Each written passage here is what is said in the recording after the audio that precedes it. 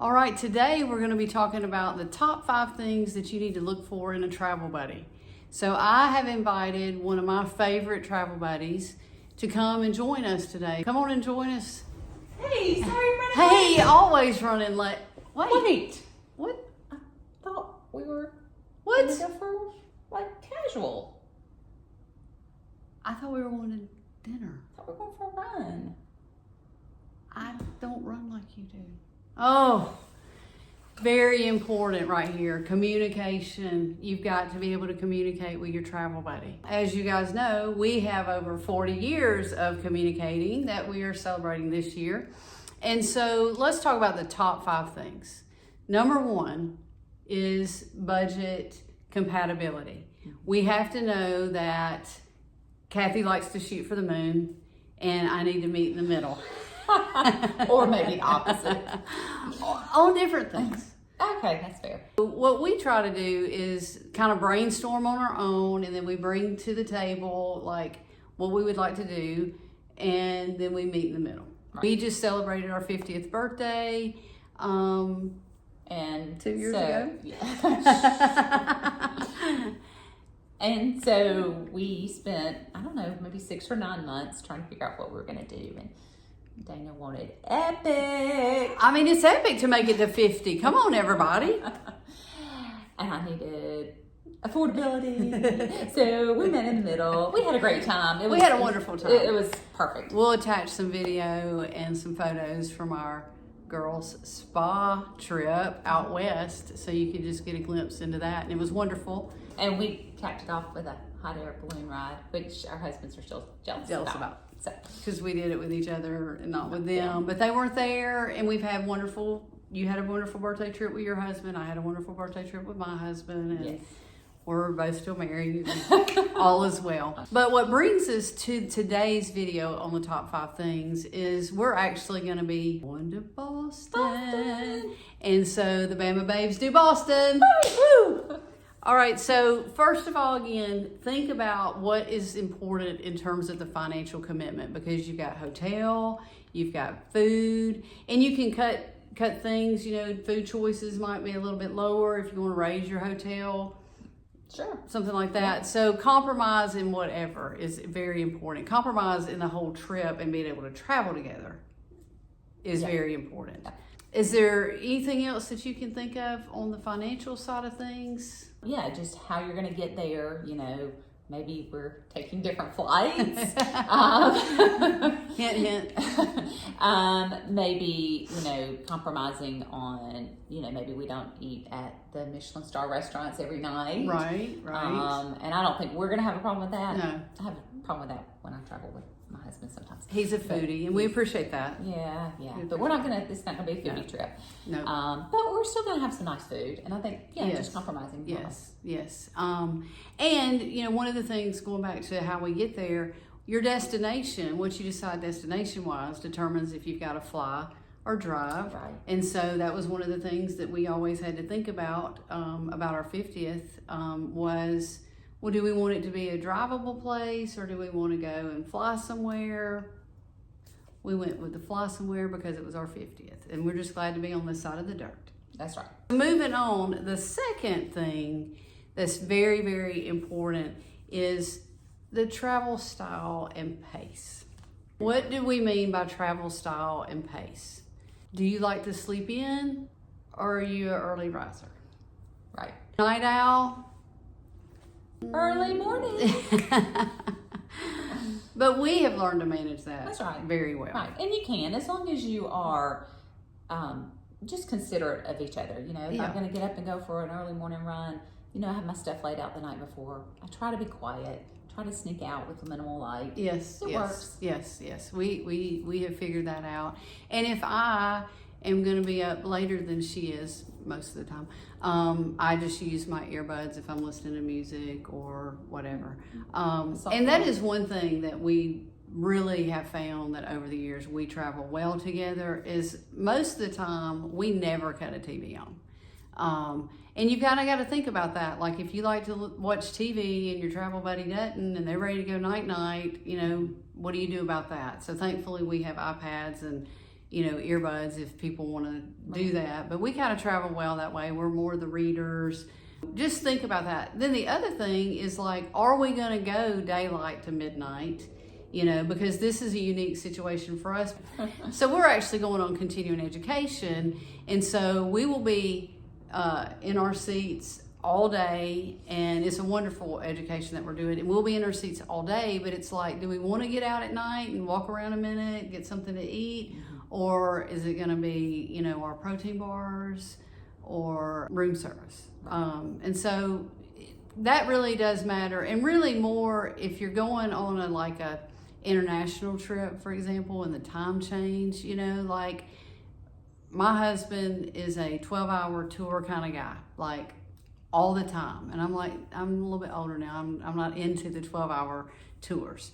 But there are places in the world that you go that you're probably never going to go back. And so you got a 12-hour tour. Kat's got a great story where they landed over in, was it Berlin or something, and y'all had a window of time and left the airport, did a quick tour and hustled back. And we have that similar situation coming up in January, that we'll have an 8-hour layover in Seoul, Korea. And so you can actually grab a little tour and come back. So we're excited about that. What about your pace overall, Kat? Oh, I'm a daylight to dark. Yeah.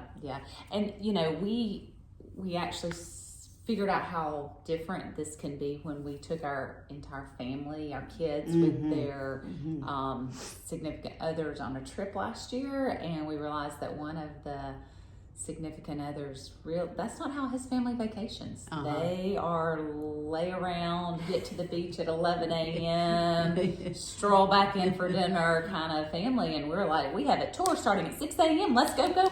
Right. And so we learned a lot. You know, both sides learned a lot from that, and realized that we've got to build in some downtime. Yes. When we're traveling with big groups, and then he's got to realize, hey, we're gonna have something planned. You're gonna be a every part day. of this family. That's right. We're getting after it. Well, and it's kind of like you don't want to have a vacation after you vacation, right? Well, sometimes you do though. Well, sometimes the point is to go see and do, and then you do have to rest when you get home. Right.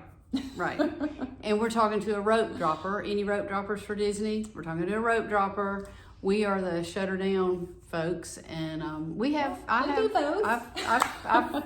We've rope dropped before, but so that leads us to point number 3: conflict resolution. So how do you come about conflict resolution? Well, we're kind of ahead of the game because we've had 40 years of conflict and learning to resolve it. Yeah. But the best way to do it when it comes to travel is to do it before it's ever booked. Before you ever book it, go ahead and address, okay, what kind of alone time are you going to need? Hey, what do I do if I need to, just step out on my own and go for a walk? Are you going to be offended by that since we normally exercise together even when we're at home? What else, Kat? Getting an idea of how much you're going to eat out, or what kind of food you're going to eat right. when you go out. Are we looking at Michelin star restaurants right. for every meal, right. or do we have to kind of negotiate that? Right. That is very important, to not ruin your trip by staying in a tizzy the whole time. Yeah. That is very important. And especially if you're traveling with your families, because we both do take at least one family trip a year with our entire family. And because we love to travel, or we wouldn't have the Travel Channel. But we love to travel. We love to travel with our families. But sometimes our kids, they're older now, and like Kat said, they don't want to be on a 12-hour tour. And so just figuring it out ahead of time and not being afraid of the elephant in the room. When something comes up on the trip and you're like, oh, well, how are you supposed to figure it out ahead of time, Dana? Well, just don't be afraid to address it head on. I mean, you're in the relationship this many years. I think we can figure it out from there, right? Yeah. If you have any thoughts or questions about conflict resolution that we're not touching on, please drop them in the comments below, because that's very important, because you don't want to ruin a great trip that we spent great money on. And even though we're going to be sitting in a classroom, we're still going to have time to explore and send you some great videos. Our goal is to send a video every day. That's a pretty big goal, Dana. But that's a great goal. We like goals. We are goal-driven people, Kat. right? Okay, so what is number 4? Rule number 4 for traveling companion is don't go on a month-long trip for the first time. Yeah. Let's give it a trial run. Let's do a weekend, probably drivable. We're not dropping a whole lot of cash on things, but just giving it a trial run to see how we do. Even though we've talked about it, we've planned it, but just to see how it goes. I think that's great advice. Yeah, and we had our first trial run. I don't know, 35 years ago. Yeah. High school. Yeah. I think it was a math team tournament. Yeah. I know. We yes. Yeah. And then number 5, the top thing to think about, number 5 in a travel buddy is just being able to be flexible. Oh yeah. That's Right. very important. No matter.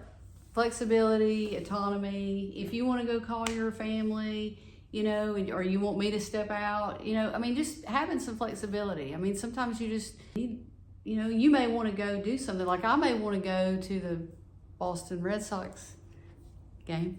Yeah. And I may not want to go. And she may not want to go. And so That's okay. it's okay. We can do that. You know, Fenway Park tour. You can do it. Right. And she may want to run the entire Freedom Trail in Boston. And I can't do that. So, but autonomy, flexibility makes all the better for the trip.